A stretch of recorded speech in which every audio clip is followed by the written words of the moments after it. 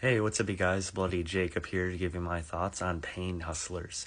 Now, Pain Hustlers is a Netflix original film that came out just last year in 2023, and it's one I am kicking myself I did not see in 2023 because it probably would have made it somewhere onto my top 15, top 20 of the year ranking for sure. Now, it's a kind of like a crime comedy drama with, of course, Emily Blunt, along with Chris Evans. You also have Andy Garcia and Catherine O'Hara in the cast. And it's basically about like a struggling mother, kind of with, some trauma and issues in her past. Single mother at this point, not living very well, who winds up stumbling upon this kind of pharmaceutical, conglomerate paired with Chris Evans, who she meets at one of her lesser jobs that she's undertaken. And as it goes, they and their boss, played by Andy Garcia, they end up kind of weaving in a bit of a scheme within their initial operation, and it becomes quite profitable. I believe it's based on a real story. I'm not sure to what extent. And of course, things just naturally spiral from there. There are some funny bits. There are some bits where I did laugh. But then it's like a nice little character study with Emily Blunt as well that I enjoyed. I thought her and Chris Evans had good chemistry and played off of each other nicely. There's not necessarily a romantic angle focused on in the movie. They do bond and there's development there, but it's not necessarily like the point of it all, whichever way it goes. I've seen Andy Garcia in a fair bit of stuff, and this might have been my favorite I've seen of him. Chris Evans was good. This might be a bit of a shell shock for someone who's only seen him in MCU movies to see him in a movie like this.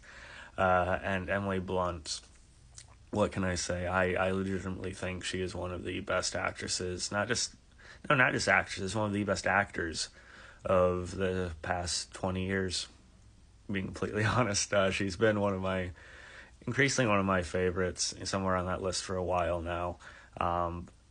Just the more I watch her, the more apparent it is. I swear, no one delivers dialogue. No one rattles off dialogue. No one conveys emotion in the way she does, to the believable extent she does, and just her range with it all. And even her comedy chops when she has to do it, like, holy hell. And she's very good here. She has a different sort of American accent going here. She's always great with those. Read about how she kind of taught herself to do different voices and accents that she used essentially to help herself push back against this stuttering issue she had from a very young age. And that was really interesting to read about a while ago. And she's flawless with it. She's one of the most seamless people with that sort of thing I've ever seen. The movie itself is engaging. It has a pretty good story to it.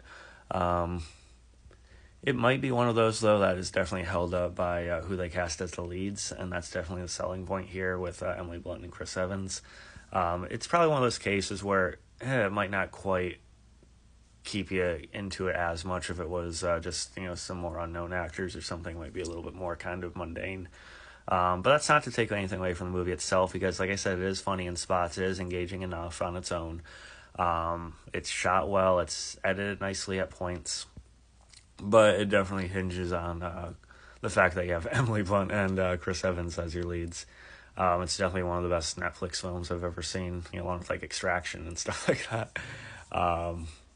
And it's just a good little kind of crime comedy thriller. I liked it fairly well. Emily Blunt's, again, just fantastic. But yeah, if I had to rate it, I'm giving it a B+. I don't know what you guys thought about this one. If you've seen it, if you haven't, do check it out. It's a little odd that this one kind of went a bit under the radar, considering who was in it. But yeah, follow me on TikTok, of course, Twitter, Instagram. Later.